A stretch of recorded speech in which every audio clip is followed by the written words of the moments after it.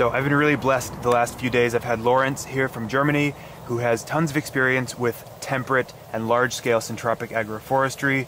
So we're just going to sit down and have a conversation, and hopefully there's some value in here. I've certainly had tons of value. We've had lots of fun. We've been managing the agroforestry systems and just having really detailed, in-depth discussions about agroforestry as a practice. We've been kind of practicing for a similar amount of time, around 4 or 5 years. We did some jiu-jitsu over the last few days. It's been an absolute pleasure to have you around here. So let's dive in. You work at a 50-acre, probably one of, I think, is the largest temperate syntropic agroforestry system in the world. Let's hear about it. Yes, well, actually, we're more cropping farm. We have 1,000 hectares of organic cropping, 1 hour east of Berlin, and we have very sandy soils, around 400 mils a year of precipitation, so quite dry as well. And that led our boss had to change his management system, kind of, and because we had several droughts in the last 6 years, and he realized he has to, the solution lies in the soil, and so he was diving into all kinds of methods, and so he found syntropic agriculture, but also holistic plant grazing, composting. That's what I usually do mostly on our farm, all the soil health management and plant health management for the big arable crops. And yeah, we also have a tree nursery that produces our own trees that we have, that we use in our systems. So it's quite a big farm. We also have kind of a foundation that is supposed to work a lot with universities and institutes to gather data and knowledge and bring this movement forward, because we want to show that, yeah, basically also the farmer is capable to fix his own problems and be independent by creating self-sufficient and economically viable, but also, yeah, regenerative, especially, yeah, regenerative system. So we can be able to produce food while regenerating landscapes and building soil, fixing carbon, and have a lot of fun at the same time. Yeah. That's been one of the main things, is like we've just been enjoying ourselves, yeah, managing the last few days and just sharing that, just that inner pleasure that we get from participating in this agroforestry practice. Definitely. And so back in 2019, I think you were telling me that Ernst came in and ran a course at the farm in 2019, and so that was kind of like one of the big sparks to really move in that syntropic direction. Now you guys are doing all sorts of things. That was a really great demonstration for what's possible in Germany, but also just in general cold climate in the agroforestry space. And how is that aligned with your own journey of kind of falling into syntropic agroforestry and farming and large-scale stuff?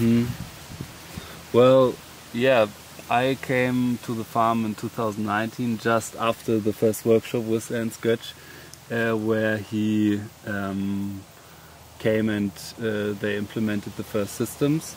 But yeah, first of all, I'm just very, very passionate about all this, and I used to start as an intern on the farm, and I had the huge pleasure to work with Renke de Vries, and he was basically the mastermind that put together all our systems, and he was sent to Brazil and learned from Ernst before that workshop, and he designed the system, and Ernst came to help planting it, kind of. And since then we have created 50 hectares of syntropic agroforestry. It's always tricky to call the size by the area, because some agroforestry systems have a 5-meter spacing between the lines, some have a 10-meter spacing. I don't recall the exact kilometers of tree lines we have, but it's a lot. And we also have a very amazing forest transitioning project. And yeah, I'm just now, well, what means just, I'm doing the composting on the farm. I care for the mineral nutrition of our plants, produce a lot of microbial inoculants myself to fix the broken system of monoculture arable farming. And syntropic agriculture still remains my passion, and I would say the 1 year I worked as an intern with Renke was the best time of my life. But I still love my job, and it's very beautiful to see the systems evolving now, and what we learned in those 4 years is huge. Yeah. And so you live in Germany, you work in Germany, you spend your life in Germany, but you've also just recently come from Australia, because we're in New Zealand obviously, and so you're here, you were just in Australia touring a bunch of different farms. You spent some time in New Zealand traveling to see some farms, and you've gone to Brazil as well, so we've been to some of the same places in Brazil. That's obviously all added to the depth and passion that you have for this practice, and being able to apply a lot of that, because there's this misconception that you can't apply syntropic agroforestry in a cold climate. How has that been? Was that a thought at all in the early days for you guys, of like, oh, it might not work, it's not the right climate, you need to be subtropical or tropical, or the conviction that you and Renke had when starting off, like, no, the process is the process and the details change with the climate? How have you found that working in a temperate syntropic agroforestry context? Well, there's definitely differences, obviously, but the beauty of syntropic agriculture is that it follows natural laws that are applicable everywhere in the world. So we had to find the right species and the right system, how to apply it in a big scale without breaking our backs. And we had to definitely, because we don't have so much light, and a very kind of a short growing season. Sometimes we only have 4 months of no frost during the year, and that's why we have to make the most of the growing season. And also for our dry summers, we had to very carefully select the right species and also the right time of pruning. But yeah, I think one of the biggest things we had to kind of change or adapt to was to get from 4 or 5 strata that are maybe applicable in the tropics or subtropics to going to maybe 3. So we have a herbal layer, then our cash crop layer, it's either medium or high, and then the emergent strata where we have our support trees. And that's... So just to clarify, because that was quite quick and maybe some of you didn't catch that. So there's so many different layers, especially when you look at the tropics or the subtropics. You know, even behind us there's all these different layers, a lot of complexity. So maybe in a more temperate climate you've simplified things to kind of the understory, where it's a lot of herbs. The next layer up would be your cash crops, which are, you're saying, a medium or a high strata. What are some examples of those? Well, we grow a lot of apple, pear, plum, for example. Our lower successional cash crops are sea buckthorn. They go very well in our climate. And it's a berry, a fast-growing berry, for those who aren't familiar. Berry. But you could easily exchange that for another kind of early succession berry that does well in your particular climate. If sea buckthorn isn't useful as a cash crop, or the context is different. So I think that's always the most important part before you plan the system, to do a kind of a site assessment and see what is your ecosystem capable for. Look around and see which plants are growing well, and get inspiration from your local ecosystem. And to operationalize that, to get information from your local ecosystem, what I found is really useful is going around to other growers in your area, other agriculturalists, other farmers, small scale, big scale, home growers, permaculture gardens, just seeing what people are having success with, because that's going to be a pretty great indicator for what you can incorporate into your own systems. Definitely. But as well, we took some risk because people or literature says you cannot grow a successful apple crop without irrigation on 400 mils. But we're not growing regular apple orchards, so by believing in the success of those complex systems, because it changes everything dramatically if you go from a monoculture apple orchard to a syntropic agriculture operation.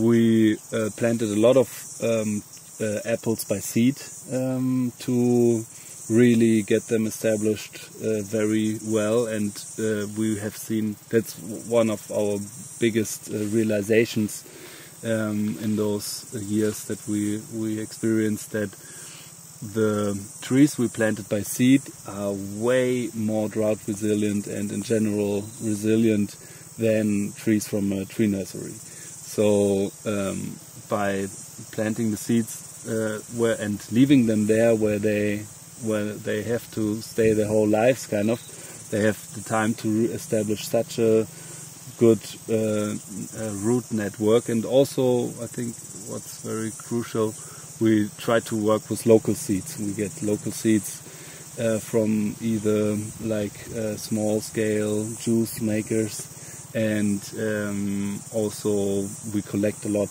in our region. We have the huge benefit that during the communist times of East Germany, they planted a lot of like alleys on the side of the roads with apple tree or fruit trees in general. So we can harvest locally adapted, epigenetically adapted seeds. What does that mean, epigenetically adapted? Well, the plants are evolving the whole time, and every time a plant puts like out fruit and wants to make the life of the seed as good as possible, so it gives it all the information that the plant gathered in their life. So if you are growing, if you have a very drought resilient crop, like a very drought resilient tree in your area, you might have this information, or it's most likely passed on to the next generations.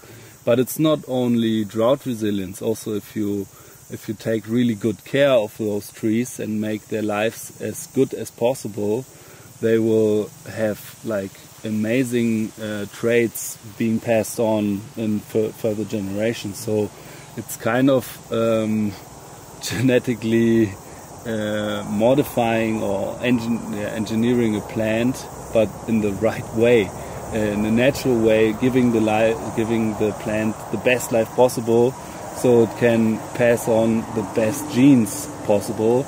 And it's the same for us. We also have the possibility to change our own genetics because determined on the way how you live. If you can literally, there's literally genes that can be switched off because you're living a healthy lifestyle, and you don't get necessarily the same illness that your grandparents had or your parents. So it's a very amazing thing, and I think this should be execute or practiced way more intense to make the plants just as happy as possible and breed like this, and not through genetically modifying. Well, because the alternative is grafting, right? People say, oh, you have to graft your apple trees if you grow. Like, a lot of people would call you crazy for saying, oh, we just plant a bunch of apple seeds. Yeah. Because common knowledge is they're going to be not tasty, they're going to take a long time to produce, they're not going to be what you want, but you're also finding they're more resilient. I find the same thing here in the systems. If I plant a grafted tree versus a seed tree, they're always way more resilient to the frost, to the intense shifts. And so you're kind of getting the benefit of the grafting by having strong genetic, you're continuing the genetics from the parent tree that are adapted to that particular climate, even if it's not the exact same, but you're losing the downsides of the grafted tree being less resilient. But to clarify myself, we still graft the production trees. There might be the possibility to create a new variety by not grafting, but it's too risky to.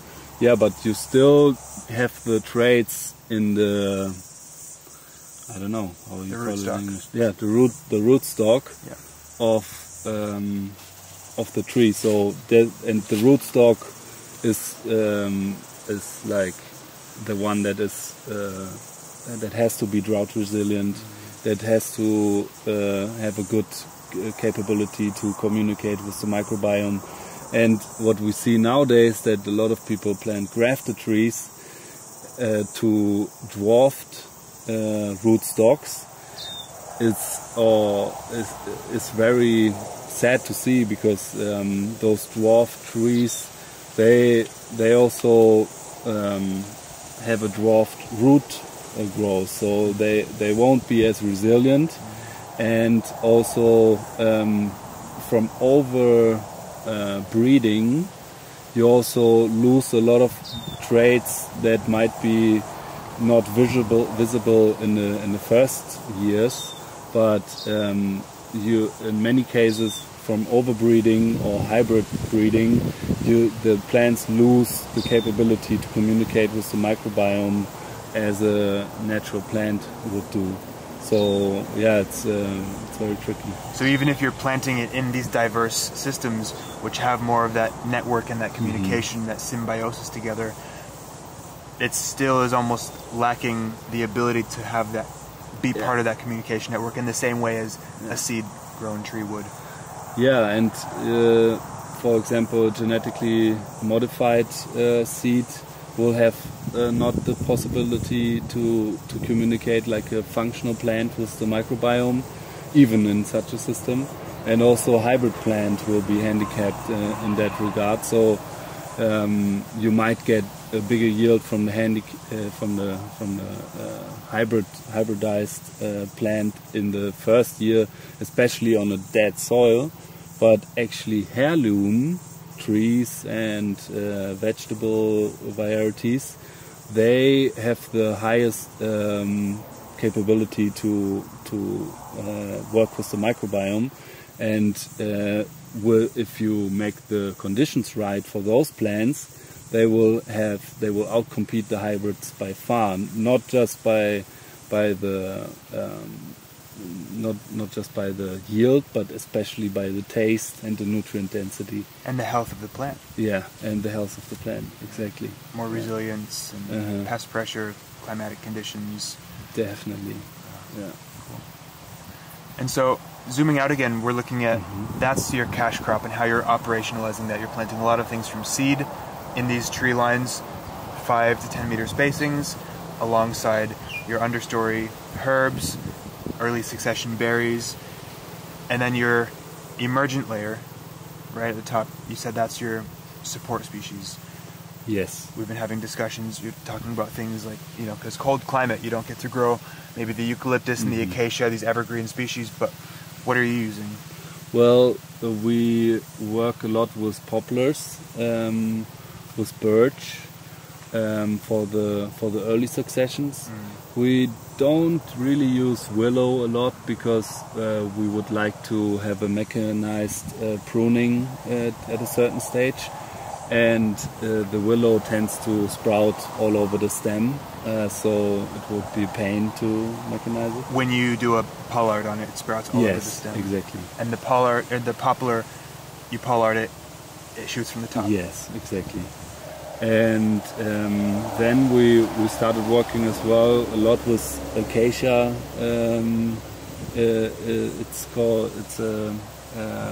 It's a one acacia that is able to live in Europe, and it's Acacia pseudoacacia, I think. And are beautiful trees, very fast growing, very hard wood as well.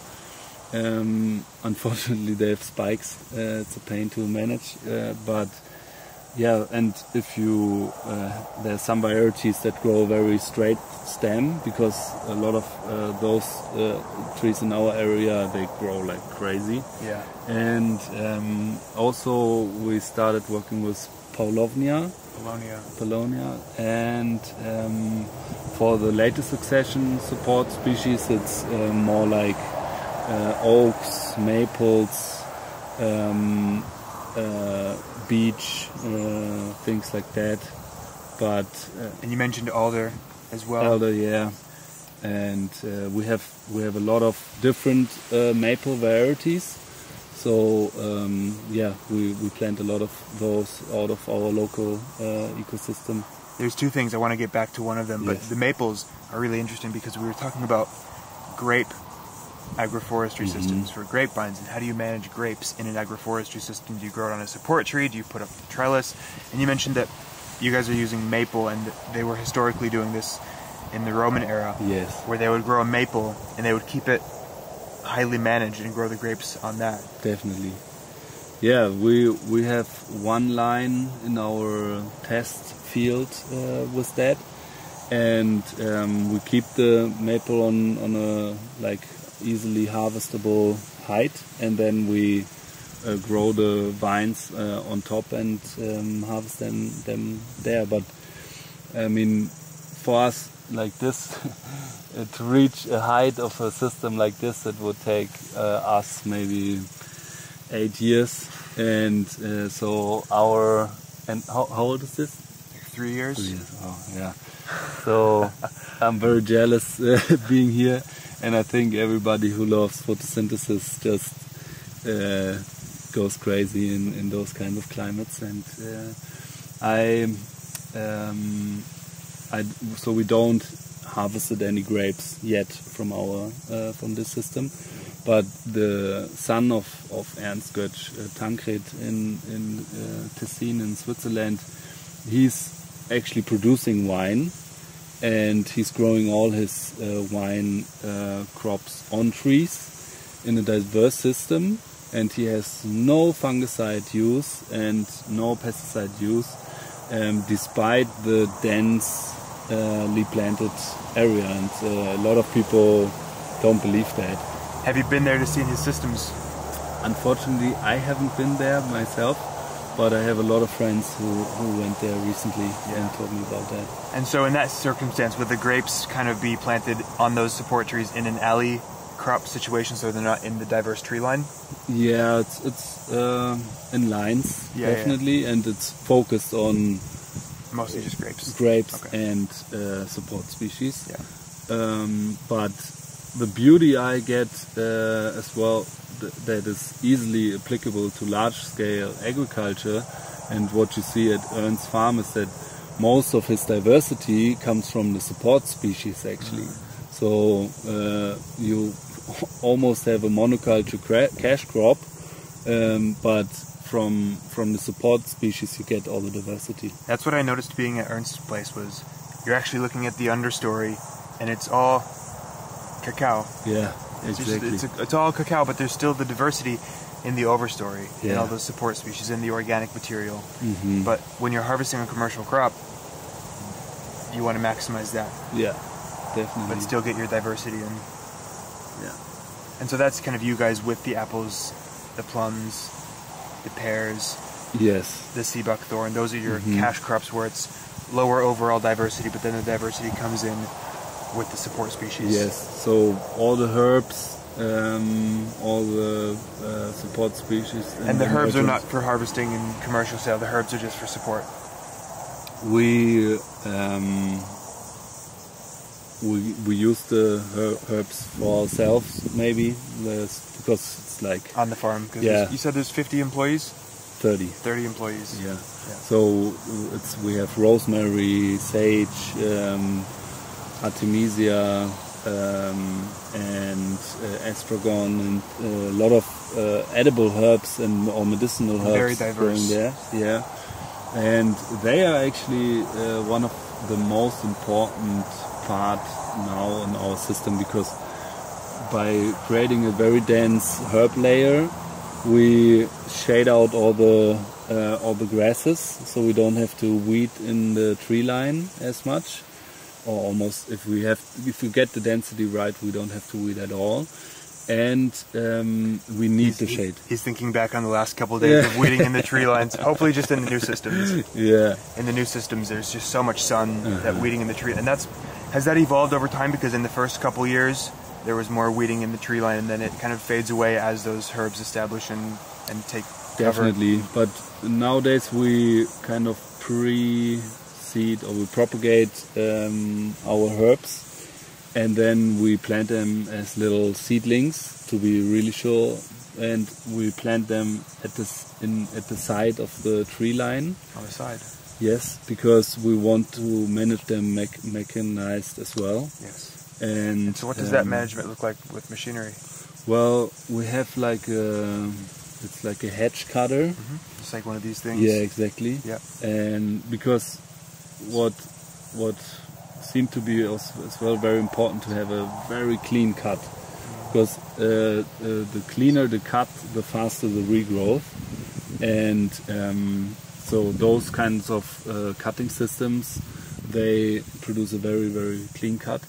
And we go and take this hedge cut. It's still quite improvised, and we have a quad, and then you can hold it in the right angle. You can change the angle so the material falls on the mulch pile and not in the interrows.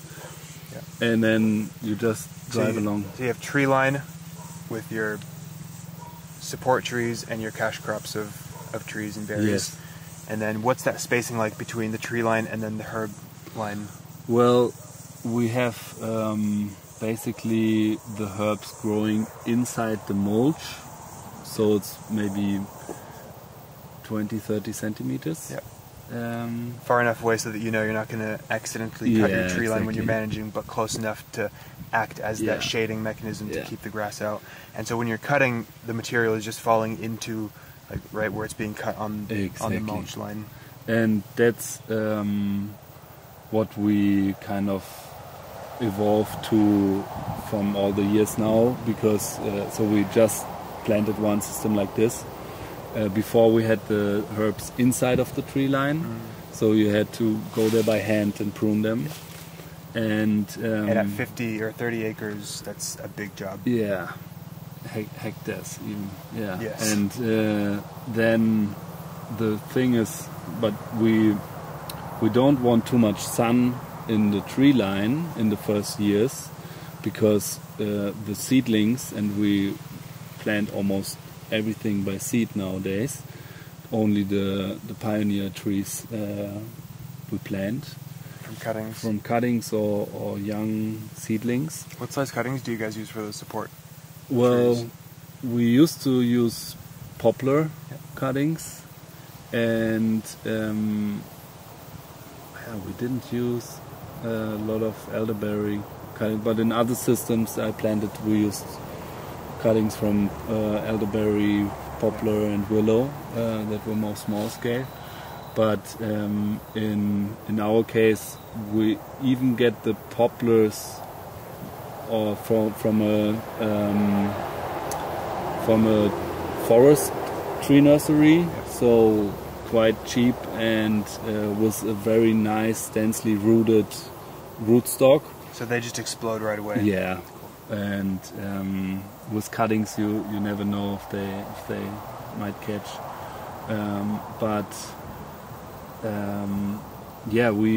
The herbs they shade the seedlings, because they're really sensitive to sun in the first years, and shade out the grasses. So we have on both lines of the tree, on both sides of the tree line, a herb line, but we will not cut both at the same time. So just one side on the field, and then come back a few weeks later and cut the other side of of the lines. Interesting. Why is that? Because I was under the impression that it's best for everything to be on the same cycle. Yes, it is in the ideal world, but to get the benefit of the shade, and it's really necessary to have the shade because all the seedlings would burn, we need to take compromises, and that's the best way to do it. We don't have a lot of experience with. We just planted that system, so right. I'm not able to talk out of experience, but from theory, that's the best way. We came up with Ernst Götz to figure out that kind of system. Yeah. So we can get it big scale, better mechanized.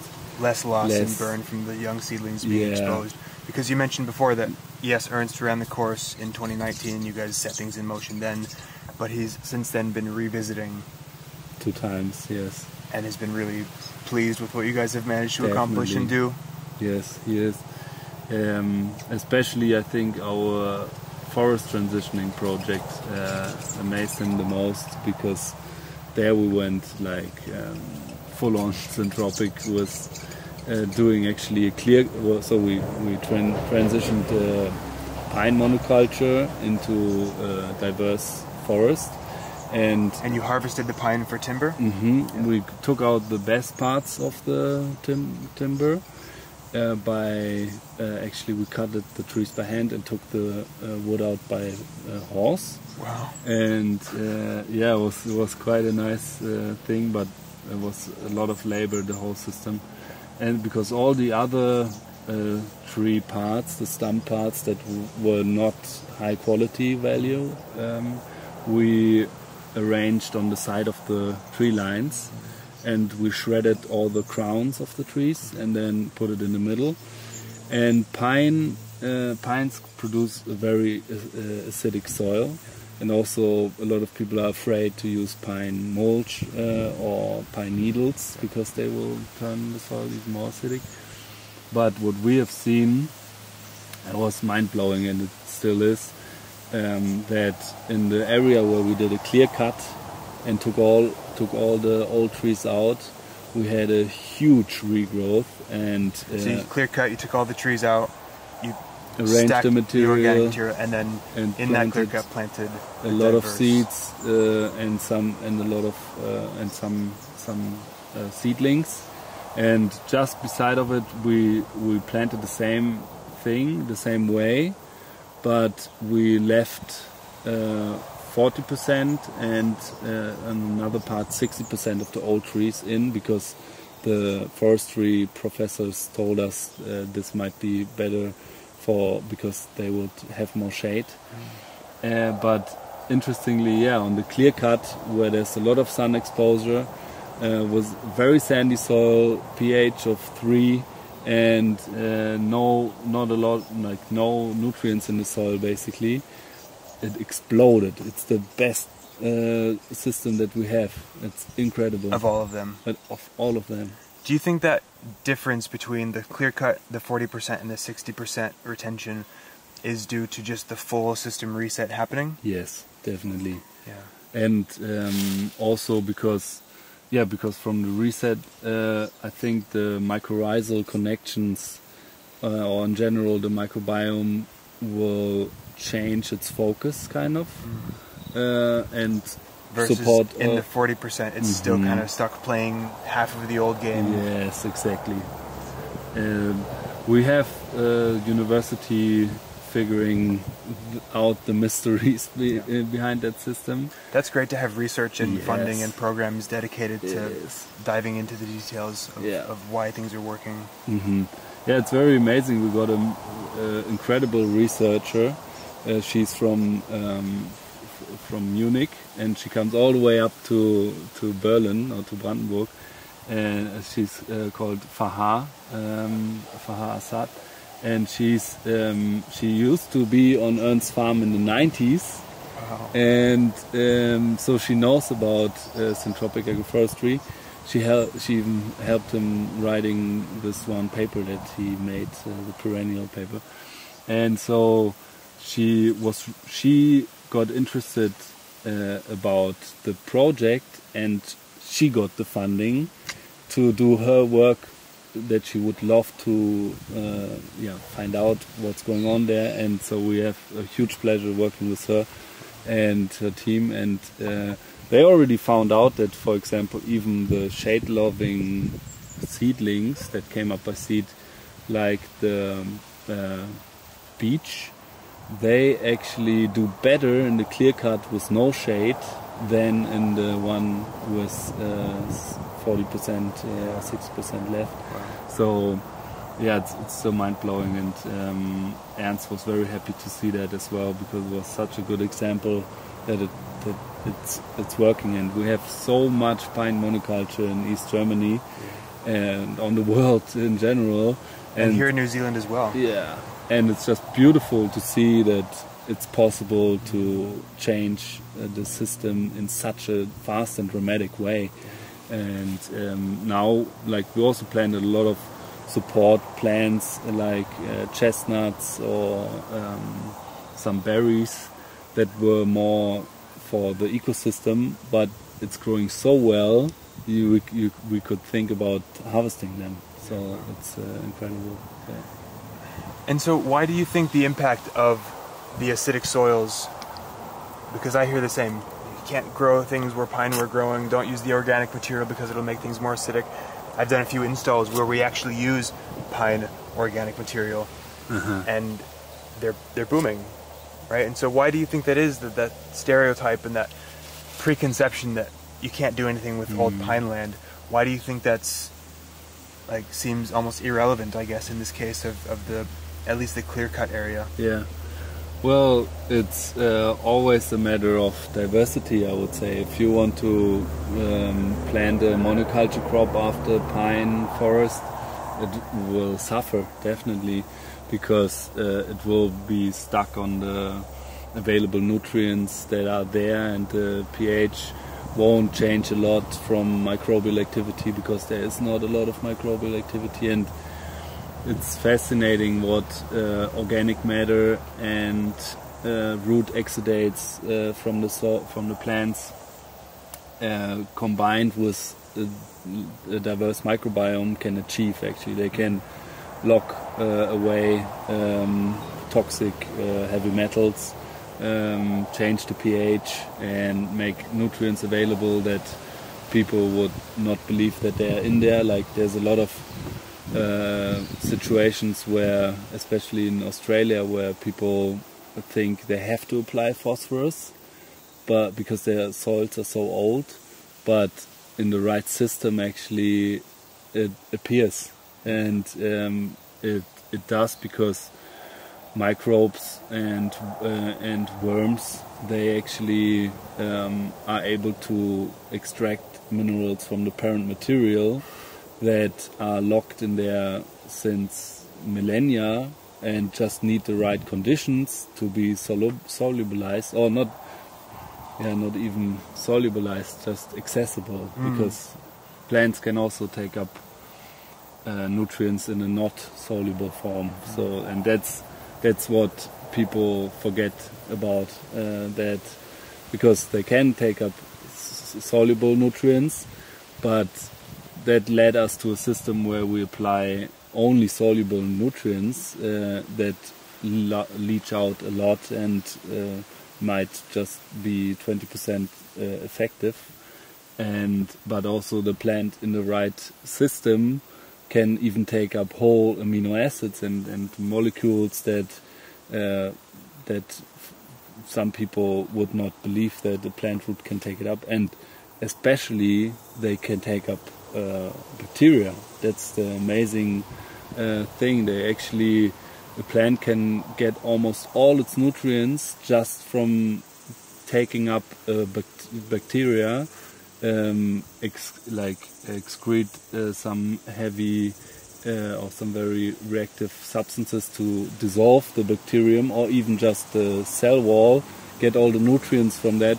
squirt it out, and the bacterium goes and finds the nutrients it needs to rebuild the cell wall and get back into the plant root. So in such a system, you see, you don't need to add any fertilizer because the organic matter brings enough carbon to make the microbiome flourish, also because of the high diversity of green living plants. And so that creates the conditions to make nutrients available and feed the whole system. It's like that mindset shift from like a chemical approach, from like just apply the nitrogen, apply the whatever it needs, versus the biological approach, which is if you feed the soil biology is what makes all those nutrients and minerals accessible, bioavailable to the plants. Definitely. The life in the soil is what makes that possible. So if you're just focusing on the chemical inputs, sure, it drains away. It's a short-term band-aid. Yeah. So it's cool to hear.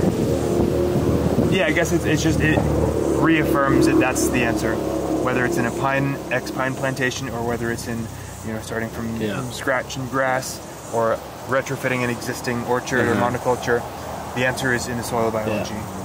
But also, I have to say, there are certain situations where you might accelerate the process by far if you add the right micronutrients that are either not available in the parent material, because that's also possible that there's just no. By parent material, you mean in the existing soil? In the rocks the existing soil, that the geological form your soil is made out of. Yeah.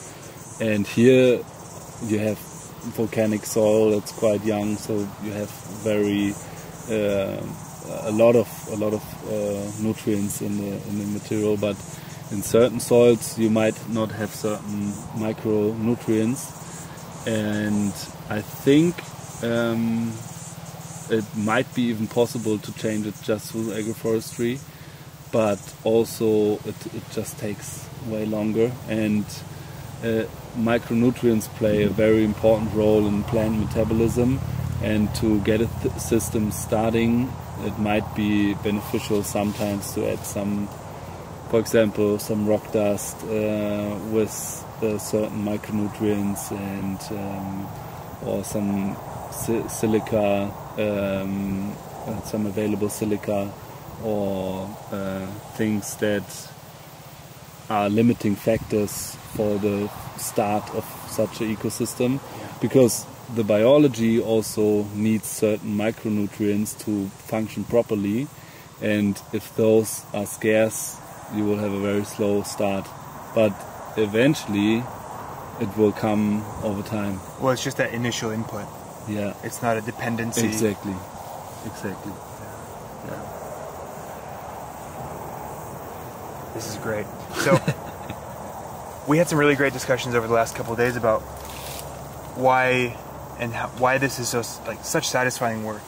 Why is agroforestry such soul-filling, purposeful feeling when you're taking part in this joy, right? Because some people might look at, and that's kind of why I like to glamorize or glorify the interventions and the management of the systems, because that's the whole point.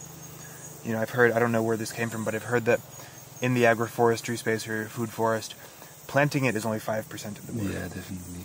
Managing it, maintaining it over time is 95% of the work, because, and we were talking about this, you see systems where they're stagnant and they're lacking that human intervention. You can feel it. You walk into a landscape or a forest ecosystem or a garden, and you feel, or even a conventional system, and you feel like things are just stuck and there's not that human interconnectedness.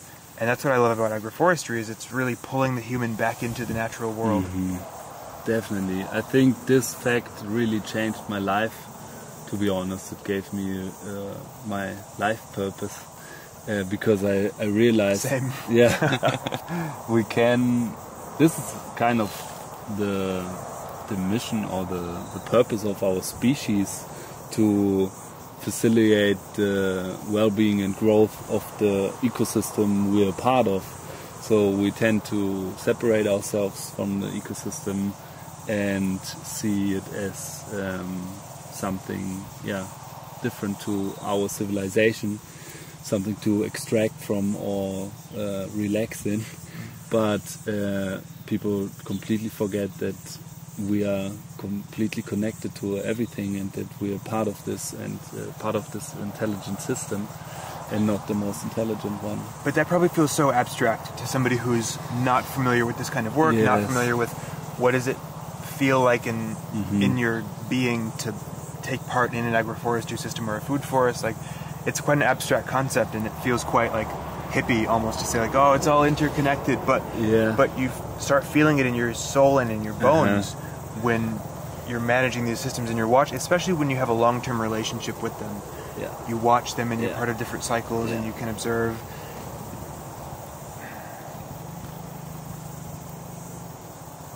People just need to do agroforestry. Because it's hard to get that experience any other way. Yeah, I would say agroforestry therapy.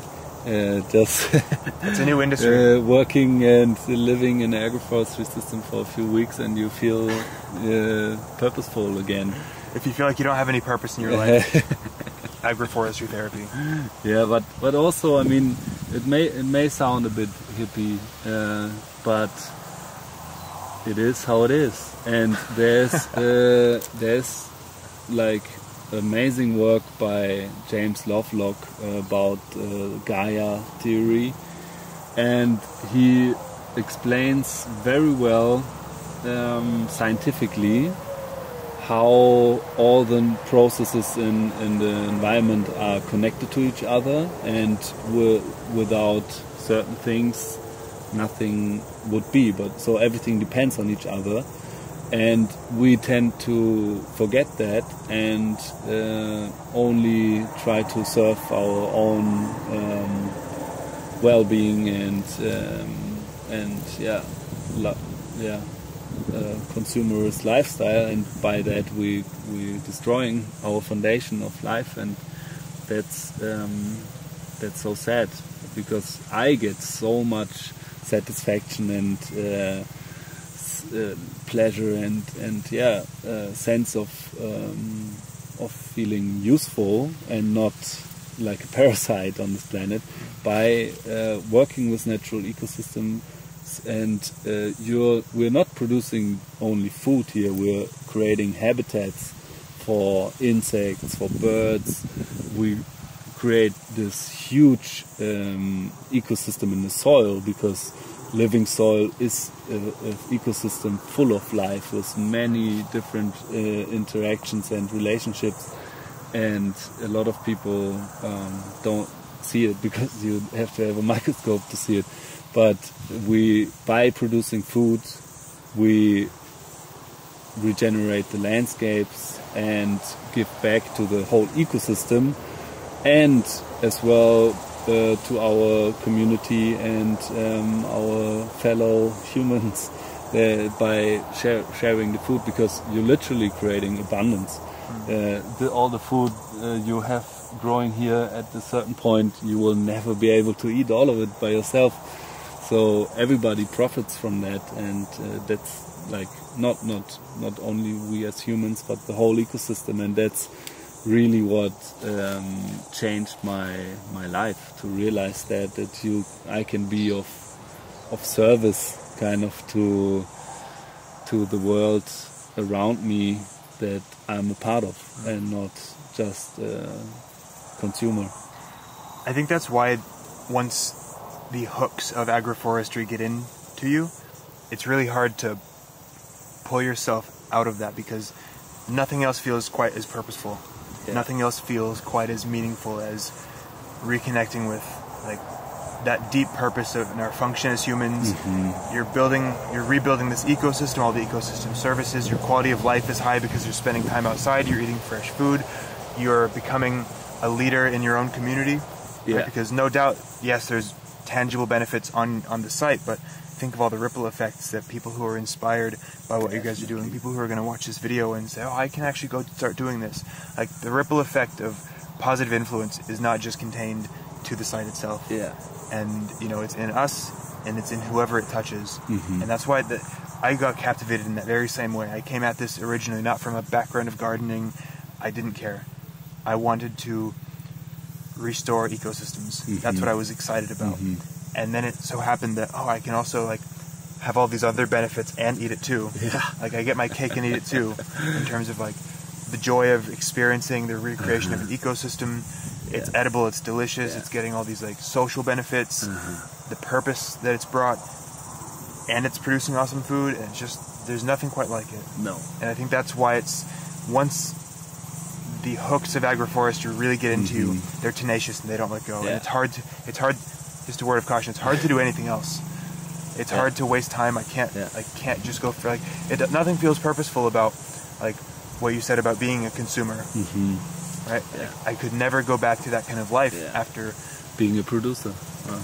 And yeah, that's the beauty. It really changes lives and gives purpose to a lot of people. And I see it that there's so much need for that, because there's people running around in shitty jobs, trying to make their lives, not succeeding to get happy, and all they might need is some little agroforestry. Or no, it's a bit exaggerated, but I sound preachy to my friends. Yeah, they come to me with their problems and they're like, "Man, I feel purposeless." I'm like, "You got to do agroforestry," and they're like, "Yeah." But they're like, "No, I'm serious. You got to do this thing because it gives it.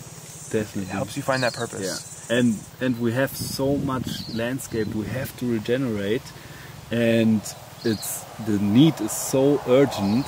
So I wish that like the leaders of the world would also realize that we have to save our asses in that way, or that we can save our asses in that way, and not only looking into carbon, because there's so much more to climate change than just carbon.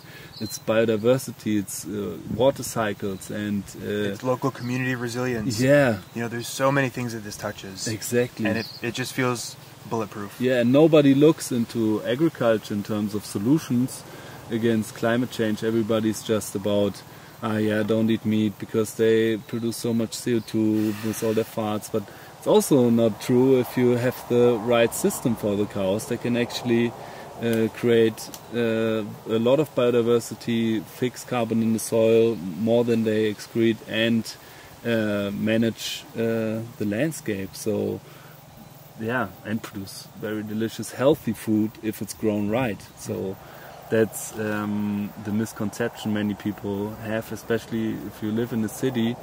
You might not know about things like agroforestry or regenerative agriculture, and see the only way in changing or doing something good for the climate by focusing on carbon. But that's such a little part of the story. And it also just feels intangible and big, and who cares?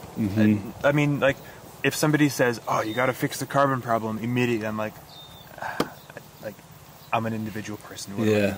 But if you say, "Hey, actually, you can just like help across all these things: ecosystem regeneration, local resilience, your own personal like purposeful mission," like all these benefits come from just like planting a food forest, which like you benefit from. And I think that's part of why it's so compelling. Is like you get a benefit. We're selfish. We want to see benefit to most things that we do, and it's ticking all these boxes of like, yep, all right, I do care about the planet. I do want to help my local community. I do want to do all these things. I want to have a healthy life. Like, it's so all-encompassing.